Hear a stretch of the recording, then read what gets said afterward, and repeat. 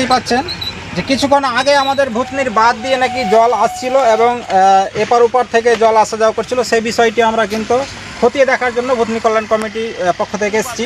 এবং দেখুন বাঁধের নিচে আমাদের যেটা বাঁধ আছে সেই বাঁধের নিচে কিন্তু আমাদের ক্যামেরাম্যানটা একটু সামনের দিকে চলে আসবেন, বাঁধের নিচ দিয়ে কিন্তু জল আসছে। এটা জল কিন্তু পশ্চিমের সাইডে যাচ্ছে, জলটা পশ্চিমের সাইডে যাচ্ছে, কিন্তু এটা হচ্ছে বৃষ্টির জল।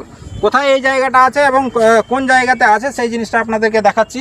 তো চলুন আপনাদেরকে দেখাই যে কোন জায়গা থেকে এখন জল আসছে। এটা কিন্তু নতুন বাঁধের এই যে আপনারা বস্তার লেয়ারগুলো দেখতে পাচ্ছেন, চলুন আপনাদেরকে দেখাই।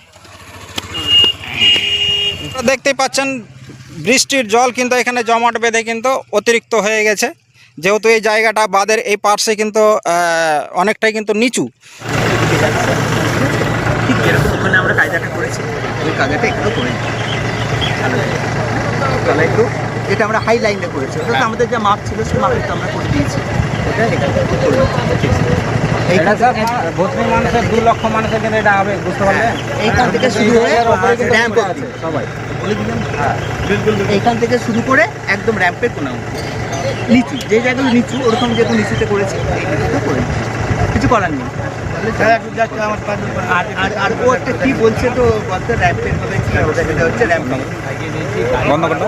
দেখতেই পেলেন আমাদের ইরিগেশন দপ্তরের অফিসাররা এসেছিলেন এবং বললেন যে এই জায়গাটা আমাদের খুব শীঘ্রই আমরা মেরামতের ব্যবস্থা করে দিচ্ছি। তো আপনারা ভূতনি মানুষ আতঙ্কিত হবেন না, জায়গাতে হচ্ছে। আচ্ছা কাজটা কখন স্টার্ট করবেন বলবেন? করে দেবেন? করে দেবো।